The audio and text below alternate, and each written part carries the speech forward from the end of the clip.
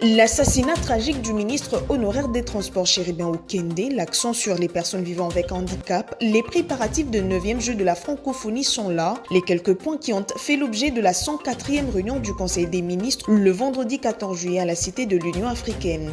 L'opposant politique Franck Diongo, président du mouvement lumumbiste progressiste, vient de bénéficier d'une liberté provisoire. Il se trouve présentement à son domicile dans la commune de Ngaliema.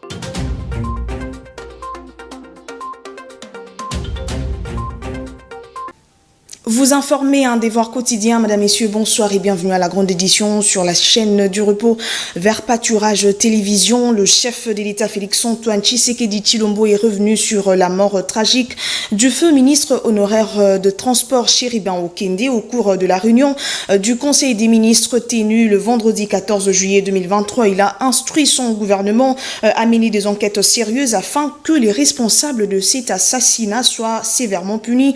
Selon la loi, à ce sujet, la Belgique et l'Afrique du Sud sont prêtes à apporter de leur soutien. Suivez. Le président de la République a de la manière la plus ferme désapprouvé et condamné ces crimes odieux qui a ôté la vie à un serviteur de la République dans des conditions tragiques que rien et alors rien ne saurait justifier. En sa qualité de garant de la nation, de la paix et de la sécurité individuelle et collective, mais aussi du bon fonctionnement des institutions, il n'a pu contenir sa colère et son indignation quant à l'atteinte faite par cet acte odieux au symbole de la République, notre République. Le président de la République a souligné que cette barbarie, autant que toutes les autres formes de forfaiture sordides auxquelles s'adonnent les ennemis de la République, est une attaque contre les symboles du pays, en l'occurrence la paix et la sécurité, auxquels ont droit chaque citoyen, où qu'il se trouve, sans discrimination fondée sur sa race, sa tribu, ses convictions politiques ou religieuses. Il a exprimé ses condoléances les plus attristées à la famille de l'illustre disparu. Réitérant son ferme attachement à l'état de droit, le président de la République fonde tous ses espoirs sur notre justice pour que les auteurs de ces crimes odieux puissent être déférés auprès des instances compétentes et subir la rigueur de la loi. Ces crimes ne demeurera point impunis. Encore une fois, j'appelle au nom du peuple congolais la justice, dans son impartialité et dans son indépendance, à faire toute la lumière sur cette ignoble affaire, a-t-il insisté. Dans cet ordre, la ministre d'État, ministre de la Justice et garde de Sceaux, a été chargée de prendre contact avec les autorités belges, dont le Premier ministre a dit au président de la République la disponibilité de son pays à s'associer à l'enquête diligentée. Les experts sud-africains pourront aussi être associés suivant les rapports qui a été fait par le vice-premier ministre, ministre de l'Intérieur, qui était jusqu'hier pour un... Lors de la 104e réunion du Conseil des ministres tenue le vendredi 14 juillet, le chef de l'État a mis l'accent sur le traitement des personnes vivant avec handicap en République démocratique du Congo, alors que le Premier ministre a fait le point sur les préparatifs de 9e jeu de la francophonie. Regardez. Lors de la 104e réunion du Conseil des ministres, une minute de silence a été observée en mémoire de Chéribin Okende, brutalement assassiné dans la nuit du mercredi au jeudi. Le chef de l'État Félix Tshisekedi, après avoir donné des instructions fermes sur les enquêtes qui devront être menées à ce sujet, a également mis un accent particulier sur les personnes vivant avec handicap. Rappelant sa vision d'une société congolaise inclusive, fondée sur l'égalité des chances et la protection de tous, particulièrement des compatriotes avec handicap, le président de la République est revenu sur les termes de sa communication au cours du Conseil des ministres du 15 juillet 2022 pour engager le gouvernement à finaliser le cadre organique et fonctionnel prévu destiné à accompagner la mise en œuvre de cet instrument juridique de haute portée sociale. Prenant la parole, après le chef de l'État, le Premier ministre Samalou Konde a rassuré l'opinion sur la tenue des 9e Jeux de la francophonie, dont les premières délégations s'activent déjà à rejoindre Kinshasa. Au dernier point de la communication du Premier ministre et chef du gouvernement, il est revenu sur le dernier préparatif des 9e Jeux de la francophonie, en signalant l'arrivée à Kinshasa de premières délégations des athlètes, des artistes ainsi que de leurs accompagnateurs. Dès ce vendredi, notre pays reçoit la délégation togolaise, celle du Burkina Faso et du Tchad fouleront le sol de notre capitale le samedi 15 juillet 2023. Par le biais du Comité national de Jeux de la francophonie et de toutes ses commissions techniques à pied d'œuvre, depuis plusieurs mois, notre pays a pris toutes les dispositions pour assurer l'accueil, le transport, la sécurité et la restauration, ainsi que l'hébergement de ces premières délégations des pays frères membres de la francophonie. Plusieurs autres points essentiels ont également constitué l'objet de cette réunion, à l'instar du cadre macroéconomique, du colloque sécuritaire à Kinshasa ou encore la déchéance de président des assemblées provinciales de Kinshasa. Et cette information, en bref, l'opposant politique Franck Diongo, président du mouvement lumumbiste progressiste, vient de bénéficier d'une liberté provisoire accordée par la justice militaire. Il se trouve présentement à son domicile dans la commune de Ngaliema. Cette information a été confirmée par Christian Mayassi, cadre de Ensemble pour la République, allié à son parti. Nous y reviendrons. Autre chose, la haute cour militaire a rendu son arrêt avant dire droit, rejetant la requête introduite par le prévenu général de brigade Zelou Katanga. Cette demande consistait à obtenir de la haute cour militaire une liberté provisoire. La plus haute juridiction militaire a décidé de maintenir le prévenu en détention jusqu'au prononcé de l'arrêt. Nico Kassanda.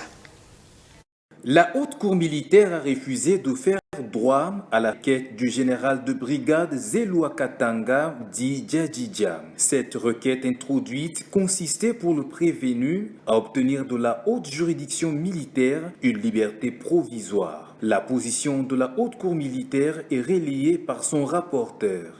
Elle considère qu'au regard de la gravité des faits mis à charge du prévenu, les moyens tirés notamment de son état civil en tant que père de famille, de son adresse connue, ne sont pas déterminants pour lui accorder la liberté provisoire demandée. Elle constate en outre que les raisons qui ont justifié sa mise sous mandat d'arrêt et sa mise en détention préventive jusqu'à sa comparution n'ont pas cessé d'exister.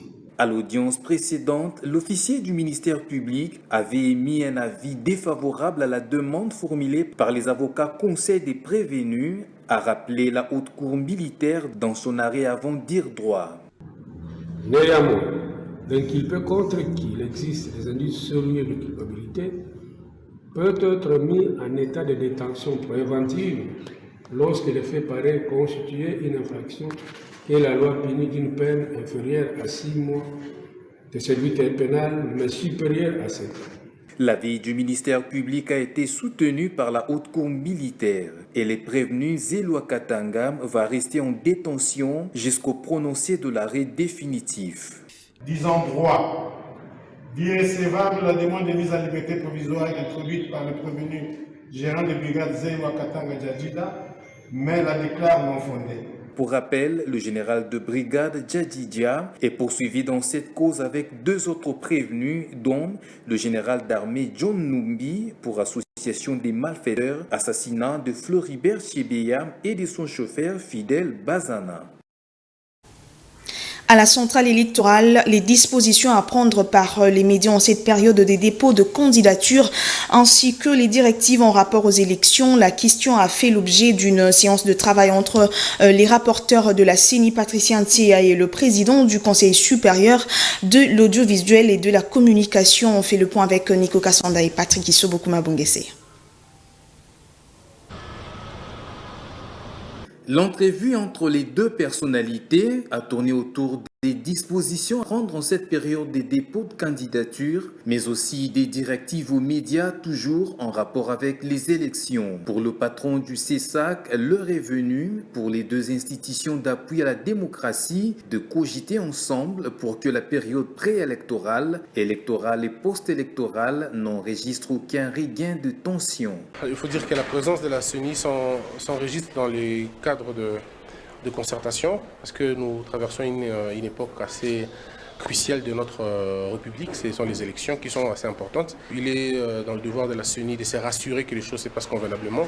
Nous assurons la partie de la campagne, la partie de la médiatisation, et nous avons tous intérêt à ce que les choses se passent très bien. Voilà pourquoi nous avons été honorés de la visite de la CENI et on a discuté. Je crois qu'on a remis de programme nos propositions et la CENI va devoir étudier à son tour et puis on va mettre en place un cadre de concertation, CENI et CESAC, pour enfin bien mener cette campagne, cette période électorale. Quant au porte-parole de la centrale électorale, les médias doivent éviter de diffuser les activités des candidats qui amènent leurs militants au bureau des réceptions et des traitements des candidatures. Comme vous le savez, la CENI et le CESAC collaborent sur bon nombre de questions, notamment sur la communication, la campagne électorale et même comment gérer les médias pendant cette période électorale. Nous avons commencé une autre étape du processus électoral, celle des dépôts de candidatures. Il se dégage un constat malheureux. Les parties prenantes, les partis et regroupements politiques, les candidats indépendants se font accompagner par leurs militants. C'est diffusé par les médias. Alors il était question de notre côté de voir le président du CESAC pour échanger sur cette question. L'objectif de cette rencontre consiste également à renforcer les sentiments de vivre en commun par les Congolais et à consolider l'image d'un Congo uni et soudé au-delà des confrontations électorales. La CENI, on en parle encore, cette institution a prorogé de 7 jours le dépôt des dossiers de candidature des candidats députés nationaux. Ce délai commence à partir de ce dimanche 16 juillet 2023 jusqu'au dimanche 23 juillet. La CENI justifie ce report suite aux difficultés auxquelles sont confrontés les parties prenantes dans la constitution de leur dossier. C'est ce qui ressort d'un communiqué daté de ce samedi 15 juillet 2023, signé rapporteur de la CENI, Patricia, c'est Nico Kassanda.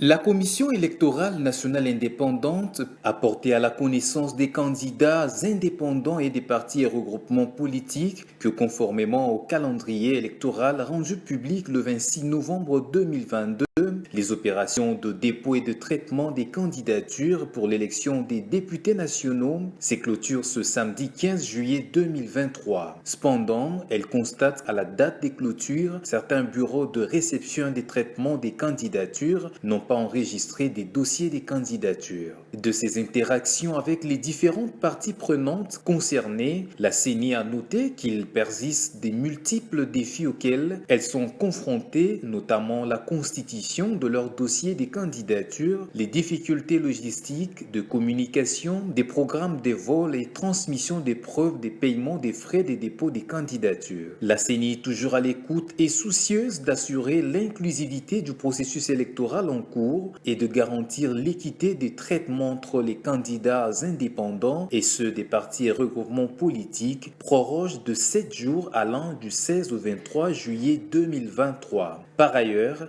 la centrale électorale octroie les facilités suivantes. Les candidats indépendants et les partis et regroupements politiques peuvent scanner les formulaires C5, C6, C7 et 8 et les envoyer par voie électronique à leurs mandataires au niveau de chaque circonscription électorale pour permettre le dépôt du dossier. Seuls les titres académiques sont soumis à la certification conforme selon les prescrits de l'article 121 de la loi électorale. À défaut, une attestation justifiant d'une expérience professionnelle d'au moins 5 ans suffit. La suite du programme opérationnel relatif au dépôt des traitements des candidatures à la députation nationale se présente comme suit. Du 24 24 au 28 juillet 2023, ajout, retrait ou substitution des dossiers des candidats députés nationaux. Le 9 août 2023, publication des listes provisoires des candidats députés nationaux. Du 10 au 26 août 2023, dépôt et traitement des recours en contestation des listes des candidatures à la députation nationale. Enfin, le 10 septembre 2023, publication par la CENI des listes définitives des candidats députés nationaux. Parlons littérature, un échange littéraire a vécu ce samedi 15 juillet 2023 à la bibliothèque Riobot dans la commune de Bondalungwa. Il était question pour Arsène Moïsi d'échanger avec le participant sur comment parfaire la démocratie en République démocratique du Congo. Témoin de l'événement, Emeline Béni Cambidio, Didier, vous l'avez regardé. Après la phase des autorités, le regard est tourné vers le grand public. Voilà l'objectif qu'a poursuivi cette conférence-débat autour du livre « Comment parfaire la démocratie en République démocratique du Congo ». Dans cet ouvrage, l'auteur propose des solutions aux 8 principales failles qui y sont mentionnées, notamment l'absence de pensée alternative, le financement de campagne électorale, la faible participation de la femme aux élections et tant d'autres. L'une de ces que nous devons interpréter notre destinée, et j'ai proposé que nous puissions interpréter que notre pays est destiné à être le pays le plus puissant, le pays le plus prospère, le pays le plus juste du monde, eu égard à nos ressources par exemple. Mais il y a d'autres éléments que je considère. Et par rapport à ça, je propose aussi que nous puissions définir une ambition claire, dire nous devons travailler pour devenir la nation la plus puissante. Et alors, à partir de là, troisième solution, tout faire, tous nos actes doivent être orientés pour être les premiers. Par exemple, si on veut changer l'école, on doit faire un système qui soit le meilleur. Si nous voulons faire l'armée, nous devons l'organiser pour que l'armée soit la meilleure. Si nous voulons définir l'économie, il faut qu'on fasse de manière à ce que l'économie devienne la plus puissante du monde, ainsi de suite. Le message est donc lancé au grand public. Nous avons proposé qu'elle soit appliquée par les majorités. Donc les majorités, marginalisées doivent s'organiser. C'est à eux. Ils ne doivent pas attendre que les hommes politiques puissent changer le pays. Les hommes politiques, ils trouvent leur intérêt dans ce jeu qui se passe. Ils n'ont pas intérêt à ce que les choses changent. C'est aux majorités de s'organiser pour pouvoir même voter l'un d'entre eux comme président de la République pour qu'ils puissent apporter le changement de fond dans ce pays. Aux autorités et à la population congolaise de s'approprier cet ouvrage qui s'avère une des clés du changement pour la nation congolaise. Adim ONG a réuni le jeune sur le thème, autour du thème « Une jeunesse compétente pour un développement durable ». Une conférence débat qui n'avait que pour objectif réveiller la conscience de jeunes Congolais pour un futur meilleur. Emeline Béni Cambidio revient. C'est une rencontre instructive et constructive. Adim ONG a saisi cette occasion pour impacter la vision de la jeunesse. Le sérieux, la formation, l'entourage, pour ne citer que cela, voilà de quoi Adim ONG, par son président Donel Ndekila, a nourri les jeunes venus de différentes communes. Nous avions pris le temps de rappeler aux jeunes de se former pour être compétents. Si vous voulez avoir un emploi décent, si vous voulez être un bon entrepreneur, il faudrait nécessairement avoir des bonnes formations et surtout de mieux vous entourer. Si vous vous entourez bien, vous serez à mesure d'avoir ces bons emplois et de bien entreprendre. Les jeunes doivent s'activer, doivent prendre conscience. Les pays ne se développent pas que par la prière, ça je l'ai dit toujours. Les pays doivent se développer avec le sérieux, avec le travail, avec des jeunes compétents, des jeunes qui savent apporter cette révolution entrepreneuriale ou cette révolution, je dirais, purement scientifique et intellectuelle. C'est une initiative louable, a dit la présidente de l'ONG La Voix de Drépano, Kate Ngwanza. C'est une initiative à encourager, voir des jeunes réunis et des jeunes en train de former certains jeunes pour qu'ils s'acceptent eux-mêmes et qu'ils s'intègrent dans la société en se disant que même quand on est jeune, on peut toujours créer une entreprise, on doit être entrepreneur, on doit être compétent. Les compétences s'acquièrent évidemment avec ce genre de formation. Ce sont des initiatives vraiment à encourager, à appuyer, à encourager. Satisfaite, boostée, cette participante retient de cette rencontre une valeur ajoutée. Il faut être compétent, il faut être en mesure, capable de faire, de donner le meilleur de nous. Il ne faut pas être toujours derrière les gens et nous-mêmes d'être capable de créer nos propres emplois, de créer nos propres activités pour aller de l'avant. Oui, c'est ce que j'ai retenu, c'était vraiment bien. Notez, l'Association pour le développement intégral de la mère et enfant, ADIM ONG, organise plusieurs activités et coaching visant le développement du pays à travers les femmes, les filles mères et la jeunesse. Face aux défis, la jeunesse congolaise est appelée à changer sa mentalité, surtout en ce qui concerne ses motivations d'apprentissage, apprendre pour la vie et non pour le papier de diplôme. C'est Aldimi Enoch, jeune architecte et entrepreneur de son état, qui l'a dit. Ses propos ont été recueillis ici par Bénédicte Kokemunumbi. La jeunesse représente l'avenir. La jeunesse est même l'élément clé qui constituera ou qui pourra définir que sera exactement le lendemain. Il y a un problème dans notre société en République démocratique du Congo, c'est que moi je prends la place des jeunes étudiants. Les jeunes étudiants aujourd'hui, la majeure partie en tout cas, aujourd'hui nous étudions pour le papier. Nous n'étudions pas pour la compétence, mais nous étudions pour avoir un papier. C'est à cause de ça que malheureusement, à cause de cette mauvaise mentalité, c'est ça qui fait que la plupart des personnes ayant un diplôme congolais, ce n'est vraiment pas très respecté. Pourquoi? Parce que c'est déjà dans notre mentalité. Nous étudions, il y a même ceux qui disent que bon, totanga kaka, tozwaka papier tokende. Et vous allez voir que un étudiant qui finit en architecture d'intérieur mais qui part chercher de l'emploi dans un restaurant pour travailler, un étudiant qui finit en médecine, qui se retrouve en train de vendre des habits. Pourquoi? Parce que la majeure partie d'étudiants étudient pas pour la compétence, mais d'abord pour avoir le papier. Ça, c'est le petit problème qu'il y a. Mon message par rapport à cette journée est que je pense que les jeunes étudiants que nous sommes, la meilleure des choses à faire, à la place de chercher le titre, c'est-à-dire graduer, licencier, avoir un master ou un doctorat, avec le système LM2 que nous avons aujourd'hui, je pense que la meilleure des choses à faire, au lieu d'étudier que pour le titre, étudions plus pour avoir les compétences qu'il faut afin de résoudre les problèmes dans la société. Former les enseignants, les formateurs et les jeunes pour un avenir transformateur est le thème de cette année et de la Journée mondiale des compétences et de jeunes qui est célébrée chaque 15 juillet au regard des transformations techniques, économiques et sociales rapides qui nécessitent des compétences adéquates aux jeunes pour relever le défi. Bénédicte Kokemo.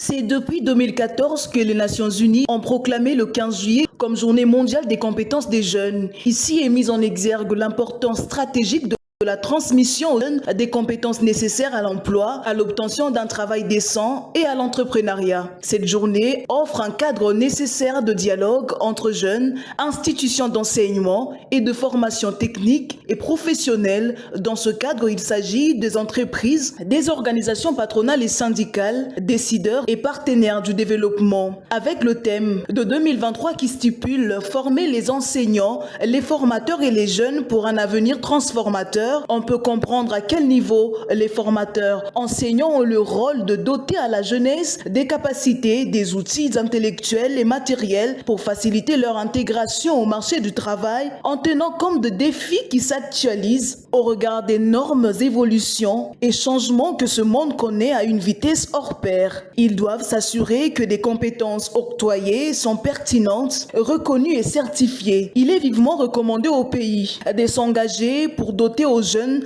des compétences et des opportunités dont ils ont besoin pour construire pour tous un monde prospère et durable.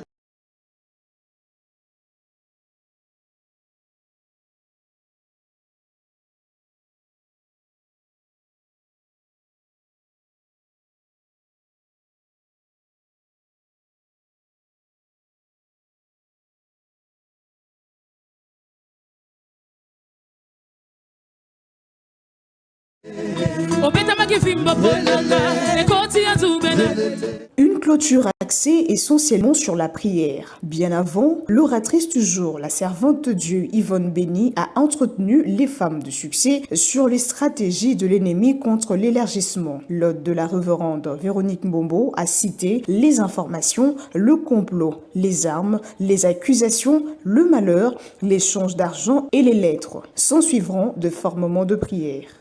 kotsa pas tribunal na yo. Nazo kotsa na tribunal na yo. Zambe muto a échappé te. Baba. Monte encore. Sharababose. Randa rababosa. Rakababa shende. Astrid Moulamba, du comité organisateur, résume les enseignements de 3 jours. Tout au long de cette convention, à savoir élargir l'espace de ta tente, nous avons été impactés par des enseignements puissants sur l'élargissement. Entre autres, on ne peut pas s'élargir sans réveil spirituel. Les femmes de succès et les filles de Sion sont appelées à travailler dans la prière, à être attentives à ce qui se passe autour de nous. À l'exemple d'Abigaël, dans l'Ancienne Alliance, elle était sage, intelligente, courageuse, sachant couvrir sa famille. Nous devons être plus qu'elle parce que nous sommes dans la Nouvelle Alliance avec le Saint-Esprit. Pour s'élargir, il y a des préalables à savoir, Dieu ne change pas. On élargit ce qu'on a amené à Dieu. Il peut s'agir des idées, des projets, etc. Il est donc une recommandation divine et cela intervient quand il y a un problème qu'on cherche à résoudre. L'hôte des femmes de succès, Véronique Mbombo, libère la bénédiction finale. Au nom de... Que le Seigneur vous donne la rosée du ciel. Qu'il vous donne la graisse de la terre. Obika malamu na bomo inayo. Kolela lisusu te na bomo inayo. Que l'Éternel vous bénisse et vous garde. Que l'Éternel soit au-devant de vous. Que 1000 tombent à ta gauche. Que 1000 tombent à droite. Tu ne seras pas atteint. Au nom de femme de succès, fille de Sion, tu es bénie. Tu es bénie. Okotambola sous un ciel ouvert. Okolela lisusu te. Au nom de... Des cadeaux symboliques ont été remis aux oratrices, question de les honorer. Merci, maman Yvonne et pasteur Véro.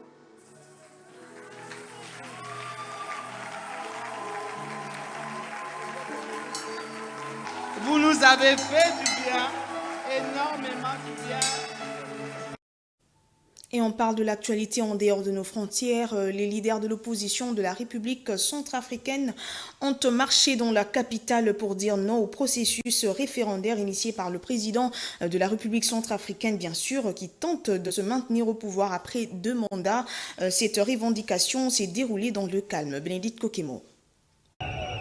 Comme symbole d'unité face au processus référendaire initié par le président centrafricain, les leaders de l'opposition ont marché main dans la main. Dans la journée du vendredi 14 juillet à Bangui, les leaders de l'opposition ont dit non face à cette tentative. Nous ne pouvons pas accepter que quelqu'un qui est venu par un processus démocratique et qui s'est maintenu en 2021 par une mascarade électorale puisse décider de se maintenir au pouvoir et de s'offrir un pouvoir à vie. Et c'est pour ça que nous avons mobilisé tous les Centrafricains qui sont contre pour exprimer notre mécontentement, notre opposition à ce référendum et donc à cette constitution. Les organisateurs de cette manifestation ont maintenu leur appel à manifester à moins de 2 semaines du référendum en dépit d'une interdiction des autorités pour motif de sécurité. Tous Centrafricains. Mais aujourd'hui, le président de la République se dit les gens qui ne sont pas Centrafricains d'origine n'ont pas droit aux élections, tout ça. Mais lui-même, il n'est pas Centrafricain d'origine. Et nous, nos enfants qui ont 2 nationalités, comment ils vont faire? Donc eux, ils n'ont pas droit dans ce pays de oser, de lutter, de mener la vie politique, oser un jour à devenir maire, député, président de la République. Pourquoi? Ce référendum en République centrafricaine doit se tenir le 30 juillet prochain. Et ça sera tout pour ce soir, mais on prend le rappel de principaux titres. L'assassinat tragique du ministre honoraire des Transports, Chéribin Okende, l'accent sur les personnes vivant avec handicap, les préparatifs de 9e jeu de la francophonie sont là, les quelques points qui ont fait l'objet de la 104e réunion du Conseil des ministres le vendredi 14 juillet à la Cité de l'Union africaine. L'opposant politique Franck Diongo, président du mouvement lumumbiste progressiste, vient de bénéficier d'une liberté provisoire. Il se trouve présentement à son domicile dans la commune de Ngaliema.